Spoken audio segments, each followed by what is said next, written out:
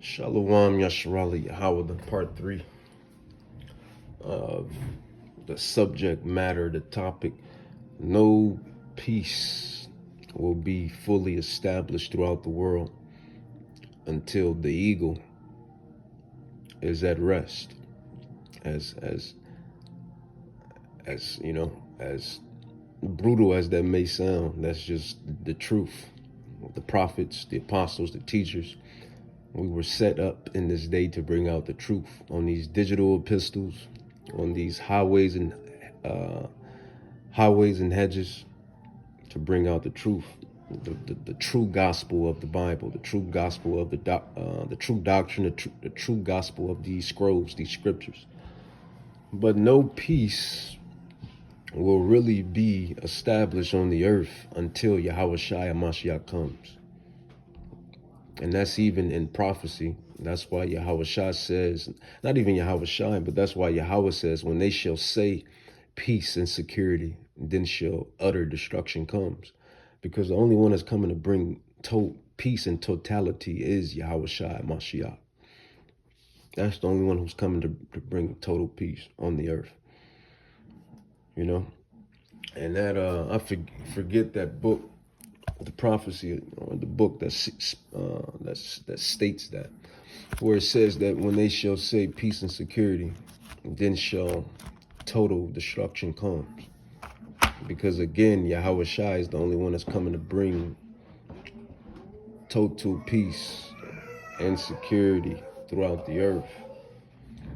And this is why you have what you have going on, man. This is why you have nations warring with nations. This is why you have all of this criminal activity going on. And this is why you have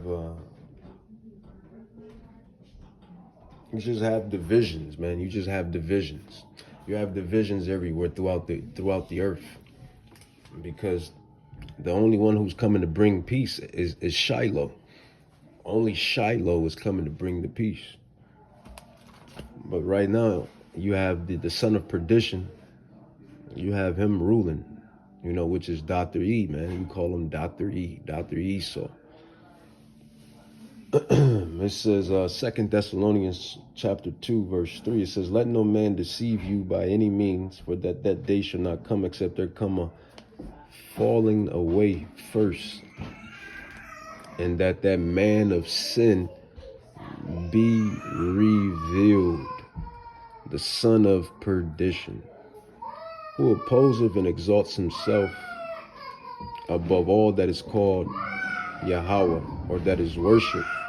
So he, as Yahweh, sits in the temple of Yahweh, showing himself that he is Yahweh. So that's how he's going to be, you know,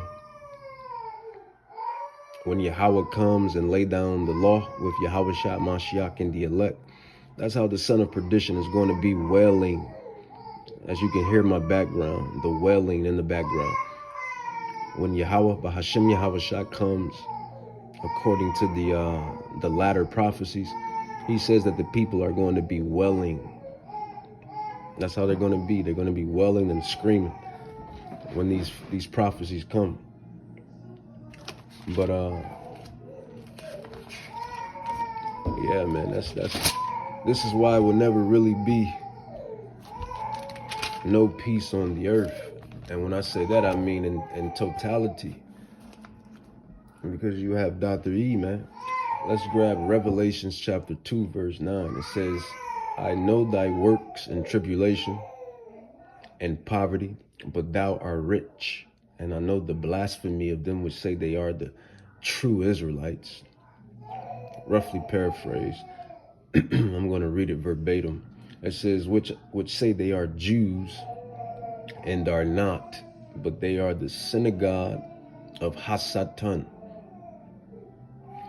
And contextually, I believe that's going into really the Sadducees and Pharisees and etc., etc. But the scriptures, the scrolls, the prophecies, they go twofold, threefold, they go multiple fold. So that's going into we can tie that into today. We can tie that prophecy in today, 2025, with the synagogue of Satan today, Esau, Edom, the beast. It says, Revelations 2, verse 9, it says, behold, I will make them of the synagogue of Satan, which say they are Jews, the Israelites, and are not, but do lie. It says, behold, I will make them to come and worship before thy feet. It says, and to know that I have loved thee. And that's ultimately, this is what Yahweh is going to do after the prophecies commence. After the prophecies commence. That is what he's going to do, man. Revelation. But let's go into some more measures on why there will never be peace in totality. That peace that everyone seeks and yearns and wants. Most people want a big utopia of peace. And that big utopia of peace will not be established until Yahweh Shai and the Israelites regain our rightful, righteous seat on the planet Earth. Yahweh Shai Mashiach and the 144,000 and the rest of the multitude of that great multitude, Salakia. It's going to be Yahweh Shai, the 144,000, and the rest of the great multitude. Once we are established on the earth, and that's when that peace and totality will be established throughout the earth. And then with that being said, just check this out. It says Luke chapter 12, verse 49. It says, I am come to send fire. This is red letter. This is Yahweh Shai Mashiach. So by this, he's not coming to send peace on this earth, especially under the rulership of the heathen, of the nations. As long as the Gentiles are calling these terrible shots, the earth is going to always be in shambles. There's never going to be peace. Luke 12:49, I am come to send fire on the earth, and what will I if it already be kindled? And as these prophecies lead up and lead up and lead up to the great second coming, you're going to see you already done had multiple fires, which they call them natural disasters, but they wasn't even natural. There's rumors that these things were caused by direct energy weapons. The sword being the sword. So you can't beat prophecy. You can't beat scripture. Luke 12:50, it says, but I have a baptism to be baptized with, and how am I straitened till it be accomplished? Suppose ye that I am come to give peace on earth? I tell you no. It says, for from henceforth there shall be 5 in one house divided. It says 3 against 2 and 2 against 3. It says the father shall be divided against the son, and the son against the father. It says, and the mother against the daughter, and the daughter against the mother-in-law against the daughter-in-law, and the daughter-in-law against the mother-in-law. And he said also to the people, when you see a cloud rise out of the west straightway, ye say, there cometh a shower, and so it is. But you get the point. That peace that everyone's trying to grasp, especially the Israelites, the tribes of Israel. And when I say peace, I'm speaking of totality. Of course, we got our personal peace, the peace and the comfort within this truth, this knowledge, and Yahweh protecting us according to Psalms 51, Psalms 91.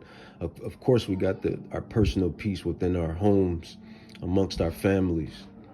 But I'm talking about world peace, peace in totality, to where there's so much peace to where you can, leave your doors open at night, leave your windows open at night, sleep peacefully without worries and etc., etc.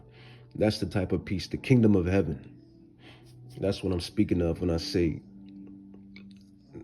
peace that rest that's promised in Hebrews 11.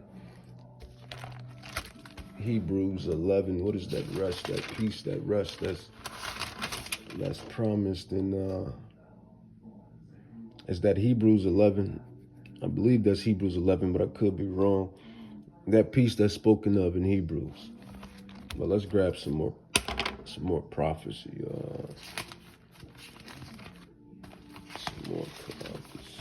I don't want to grab.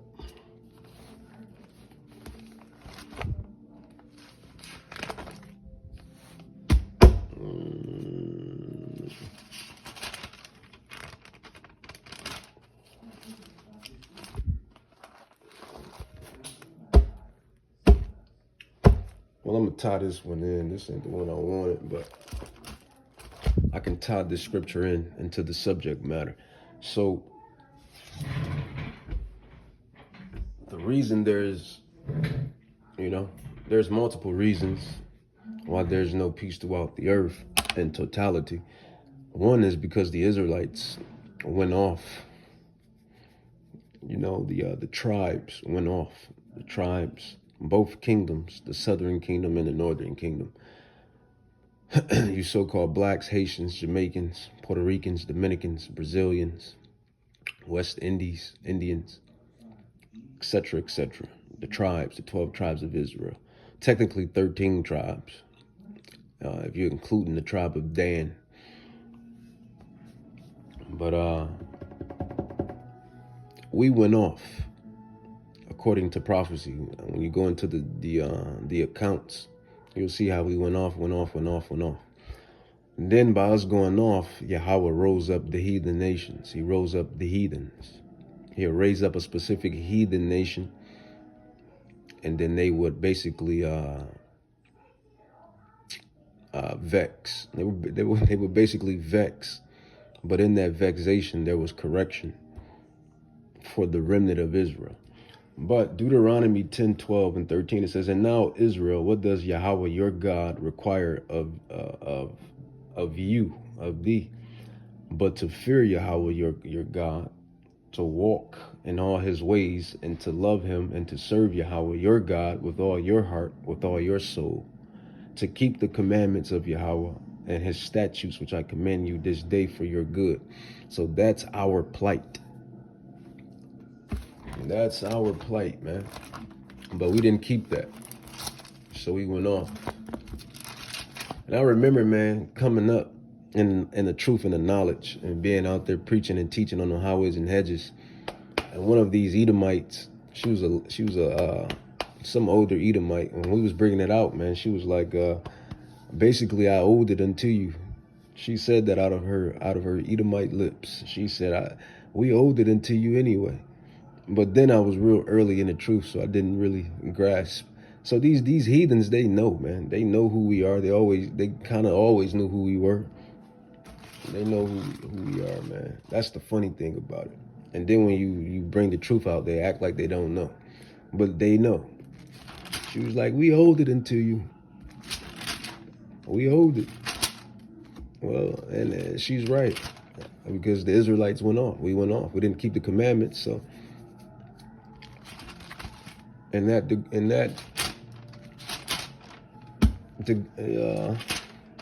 she's right. I ain't gonna even try to what's the name? But that's why I brought that out, because our plight is to Salak, keep these commandments, these laws, these statutes to the best of our ability, and to basically push them out throughout the earth. And all of the nations eventually are going to follow the law, statutes, and commandments. And when that takes its course, then we're going to have full peace throughout the earth. But we know that we're not under the law. We're under the grace, the precious blood that Yahweh Shai has shed to give us this grace period to come back and understand the law and understand what it is about. Salakia, the English language, this bastard language. But yeah, man, Yahweh has sent Yahweh Shai, to shed his blood. So we're under grace. but we're governed by the laws. Romans 7:1. Just because Paul goes into this, just because we're under grace doesn't give us the license to sin. And what is sin? Sin is the transgression of the law. But carrying on, man, carrying on. Carrying on. Let's grab, I'm going to end it with Isaiah chapter 2.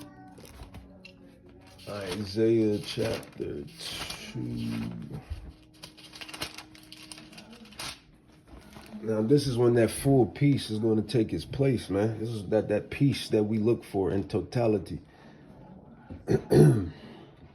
It says, and this is future eschatology, I believe. That's the term. Future prophecy. And this is like looking into the future with that spiritual eyesight, with the spiritual eye. The word of Isaiah, the son of Amos, saw concerning Judah and Jerusalem, the 12 tribes. It says, and it shall come to pass in the last days that the mountain of the Lord, or the Lord's house, shall be established in the top of the mountains. And that's Zion, that is Jerusalem, Israel, and shall be exalted above the hills. And all the nations, all of the heathen nations, Gentile nations, all nations shall flow unto it. It says, and many people shall come and say, come ye, and let us go to the mountain of Yahweh, to the house of the power, God of Jacob, of Israel. And he will teach us of his ways, and we will walk in his paths. For out of Zion, Jerusalem, Israel, the kingdom of Yahweh Shai Mashiach, and the Israelites, the saints. It says, God, let us go to the house of the God of Jacob, of Israel, the 12 tribes, and he will teach us his ways, the laws, the statutes, the commandments, like at the beginning of basically from the beginning. It says, he will teach us his ways, and we will walk in his paths. For out of Zion shall go forth the law and the word of the Lord from Jerusalem. It says, and he shall judge among the nations and shall rebuke many nations. So this is going to be our job in the kingdom. This is what we're going to be doing in the kingdom of heaven. That's going to be on earth. It says, and he shall judge among the nations, and he shall rebuke many people, and they shall beat their swords into plowshares and their spears into pruning hooks. Nation shall not lift up sword against nation. So if there's no more nations warring against each other, then we're going to have peace. That's going to result in total peace. It says, neither shall they learn war anymore. Out of the house of Jacob come ye, and let us walk in the light of the Lord. So that's the future. That's what's coming. When Shiloh comes. Who is Shiloh? When Shiloh comes. When Hamashiach, Yahweh Shai, comes, the second coming, to uproot the eagle. And these devils know this. They read the prophecies. It's in the Apocrypha where it speaks of the lion triumphing over the eagle. And how that the tribes of Israel is going to rule, and the earth is going to be in peace. Total peace. Total peace. Shiloh, man. When Shiloh comes. I'm going to end it with 2nd Esdras 6 and 9. It says, 2nd Esdras 6 and 9, roughly paraphrased. It says, for Esau is the end of the world. And that's what you see playing out before your eyes right now. And Jacob, the Israelites, Israel, is the beginning of it that followeth. That's 2nd Esdras 6 and 9. And if you haven't read the Apocrypha, then I would greatly advise you to read it, because it ties in the rest of the scrolls, of the books, of this wisdom. But with that, I'm going to say, Call Halam La Yahweh Bahashim Yahweh Shai Bahashim Rakak Kadash. Yahweh Shai is coming to bring total peace. Peace in totality.